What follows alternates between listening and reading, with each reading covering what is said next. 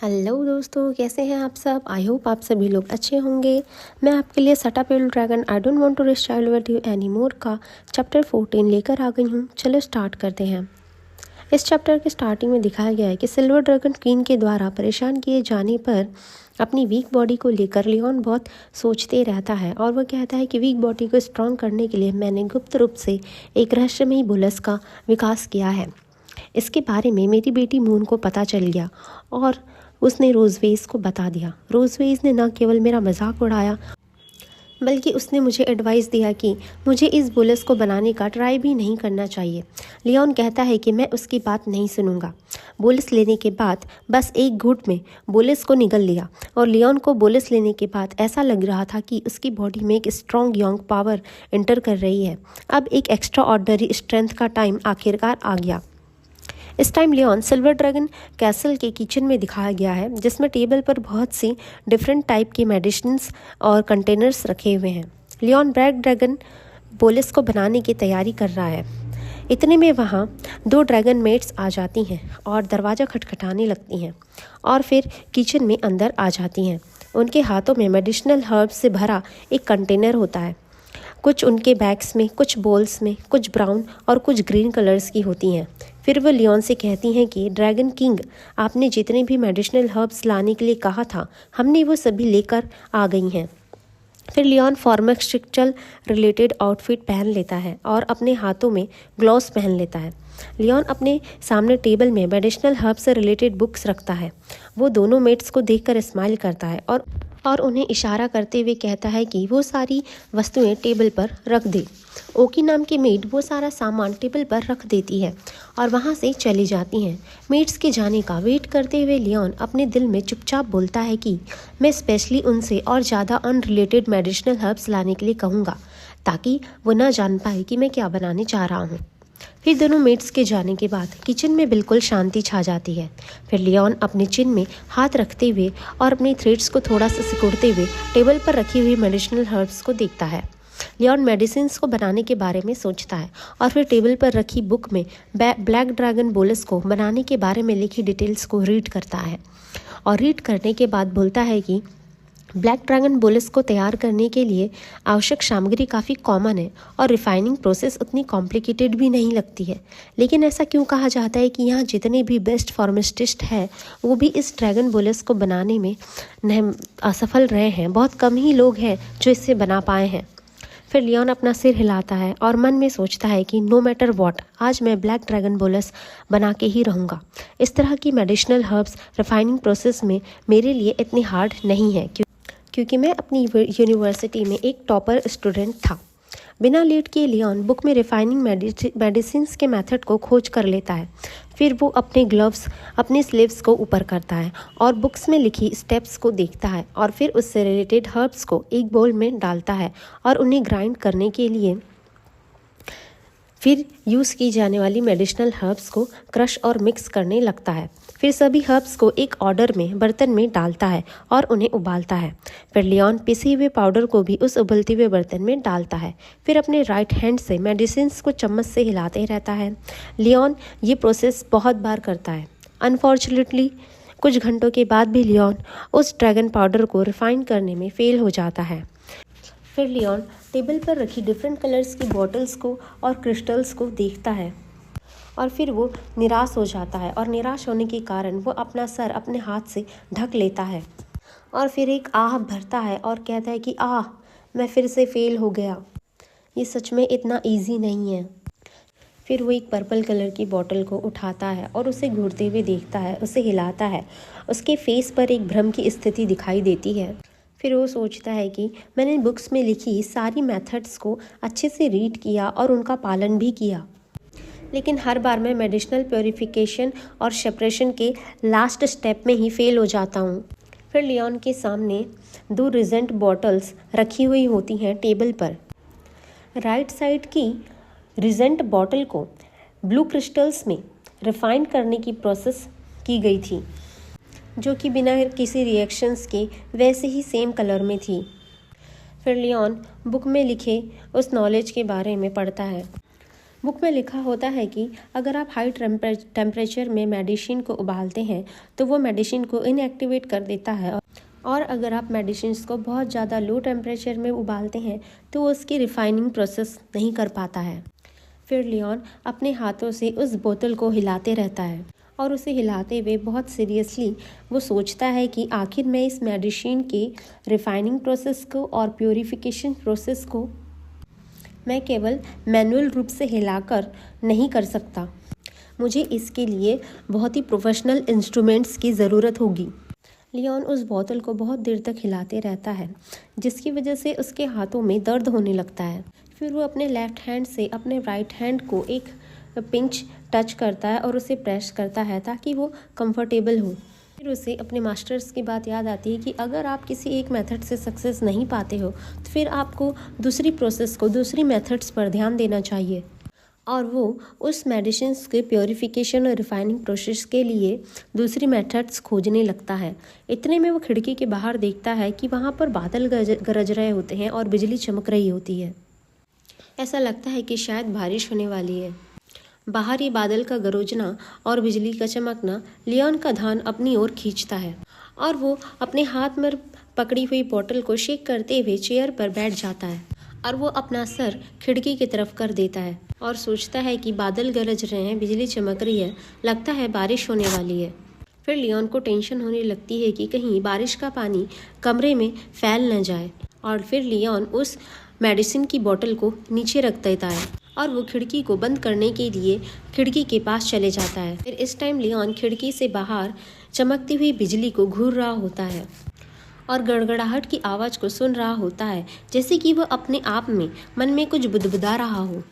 फिर लियोन उस गड़गड़ाहट के बारे में सोच रहा होता है।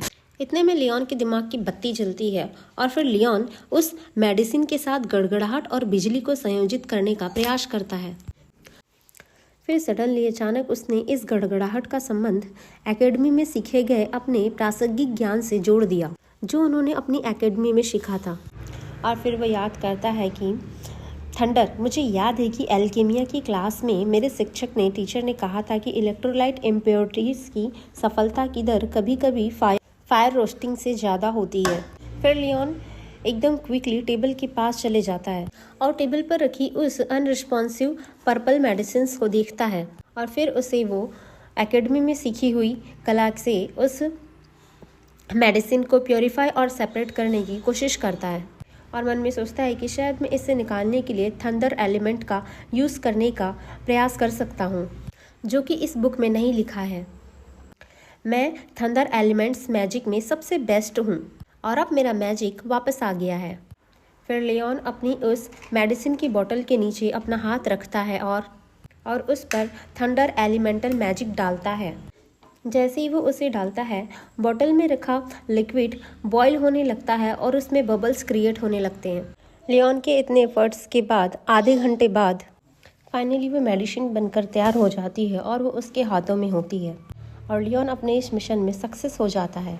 वह अपने हाथों में उस ड्रैगन बॉल्स को पकड़कर बहुत खुश होता है और फिर उस ड्रैगन बॉल्स का वो अपने इस डब्बे में अंदर रखते हुए बोलता है कि इससे पता चलता है कि इस ड्रैगन मेडिसिन को बनाना उतना भी मुश्किल नहीं है। इतने में मून वहाँ पर आ जाती है और अपने पापा से पूछती है कि पापा, आप यहाँ पर क्या कर रहे हैं? और लियोन मून से कहता है कि मैं कुछ अच्छा कर रहा हूँ बेटा। इतने में उसे याद आता है कि मून अपनी मॉम को सब बता सकती है और वो उससे कहता है कि नहीं नहीं बेटा, कुछ भी इम्पॉर्टेंट नहीं है। और फिर मून उस कैंडी को देख लेती है और उससे पूछती है कि डैडी, ये कैंडी क्या है? फिर लियोन उस मेडिसिन को डब्बे में बंद करते हुए मून से कहता है कि बेटा, ये वो मेडिसिन है जो तुम्हारे डैड ने तुम्हारी मॉम के लिए बनाई थी। फिर मून लियोन से कहती है कि मॉम के लिए? क्या मॉम बीमार है? फिर लियोन मून के सर पे हाथ रखते हुए कहता है कि नहीं बेटा, लेकिन हाल ही में डैड ने आपकी मॉम को थका हुआ देखा, इसलिए डैड ने उनके स्वास्थ्य को बेहतर बनाने के हेल्प करने के लिए उनके लिए कुछ करना चाहते थे, तुम चिंता मत करो। और लियोन मन में सोचता है कि एक्चुअली में ये तो मेरे लिए है। फिर मून लियोन से कहती है कि तो डैड, आपको मॉम का बहुत अच्छे से ख्याल रखना चाहिए, आपको बहुत ध्यान रखना होगा मॉम का। और फिर लियोन हंसते हुए कहता है कि बेशक पापा को यही करना चाहिए, और अपने मन में शैतानी ख्याल लाते हुए सोचता है कि जब मैं ठीक हो जाऊंगा तो मैं उसे सबक सिखाऊंगा। और फिर वहाँ बिजली चमकने लगती है, बादल गरजने लगते हैं। फिर नेक्स्ट सीन में दिखाया गया है कि लियोन बेड में लेटा हुआ है और बेड में लेटे से सोचता है कि भले ही मैंने इस ड्रैगन बिग फोर्स को बना लिया है, मुझे नहीं पता कि इस ड्रैगन सप्लीमेंट का इंसानों पर क्या दुष्प्रभाव होगा या नहीं। शायद मुझे इंतज़ार करना चाहिए। वो ऐसा सोच ही रहा होता है कि उसे दरवाजे पे नॉक करने की आवाज़ आती है और इतने में रोजवेस रूम के अंदर आ जाती है और उसे देखकर लियोन थोड़ा सा घबरा जाता है और उठकर बैठ जाता है और रोजवेस से कहता है कि रोजवेस, तुम यहाँ पर क्या कर रही हो। फिर रोजवेस स्माइल करते हुए लियोन से कहती है कि मुझे मून ने बताया है कि तुमने मेरे हेल्थ को बेटर करने के लिए एक भूरी ब्राउन जैसी दवाई तैयार की है। फिर लियोन अपना मुंह दूसरी तरफ घुमाते हुए अपने फेस के एक्सप्रेशंस को छुपाने की कोशिश करते हुए क्या कहता है कि ओह, उस छोटी मून गद्दार ने तुम्हें सब कुछ बता दिया है ना। और फिर रोजवेस अपने हाथ बांधते हुए लियोन से बहुत प्यार से कहती है कि तुम शांत हो जाओ, घबराओ मत, मैं तुमसे पूछताछ करने के लिए नहीं आई हूँ। मैं सिर्फ इस बात से आश्चर्यचकित हूँ कि तुम इनकी इस स्थितियों में भी दवा बना सकते हो। और फिर लियोन के पास चली जाती है और अपना हाथ आगे करते हुए उससे कहती है कि क्या मैं इसका रिजल्ट देख सकती हूँ। और फिर लियोन रोजवेस से कहता है कि अगर मैं ना भी कहूँ तो तुम इसे ज़बरदस्ती ले ही लोगी, आई नो। और फिर लियोन रोजवेस को वो डब्बी दे देता है और फिर रोजवेस उसे देखते हुए कहती है कि इतना ख़राब भी नहीं है, ऐसी सिचुएशंस में भी तुमने इतनी प्योर ड्रैगन फोर्स को बना लिया है, तो महान हो लियोन। रोजवेस की ये बात सुनकर लियोन थोड़ा सा शॉक रह जाता है और सोचता है कि क्या ये मेरी इंसल्ट कर रही है या सच में तारीफ़ कर रही है, और उससे कहता है कि क्या तुम मुझे ताना मार रही हो। फिर रोजवेस लियोन से कहती है कि नहीं, तुम इसे रख सकते हो, लेकिन हाँ अभी के लिए, और आपको इसका सेवन नहीं करना चाहिए। लियोन शॉक होते हुए कहता है कि क्यों, और अपने दोनों हाथों से उस डब्बी को अपने पास चिपका लेता है। फिर रोजवेस लियोन से कहती है कि तुम ड्रैगन के अपोजिट हो, तो इसके जो प्रभाव है वो ह्यूमन बींग्स की बॉडी के लिए बहुत ज़्यादा स्ट्रॉन्ग है। और लियोन शॉक होते हुए कहता है कि व्हाट स्ट्रॉन्ग। और फिर रोजवेस उससे कहती है कि तुम्हारी भलाई के लिए मैं तुमको बता रही हूँ कि ह्यूमन बींग की बॉडी इस दवा की पावर को सहन नहीं कर सकती, वो इसे सहन करने में सक्षम नहीं है। और फिर लियोन उस दवाई को डब्बे से निकाल कर कहता है कि ये ड्रैगन बिग फोर्स, मैंने कई ड्रैगन क्वींस को, कई ड्रैगन किंग्स को हराया है, मैं इस छोटी दवा को कैसे हैंडल नहीं कर सकता, कैसे बर्दाश्त नहीं कर सकता। रोजवेस, तुम मुझे कम मत समझो। और ये कहते हुए वो उस दवाई को खा लेता है, अपने मुंह में डाल देता है और गटक लेता है। और रोजवेस से कहता है कि मैं बहुत शक्तिशाली हूँ, और रोजवेस उसे रोकने की कोशिश करती है।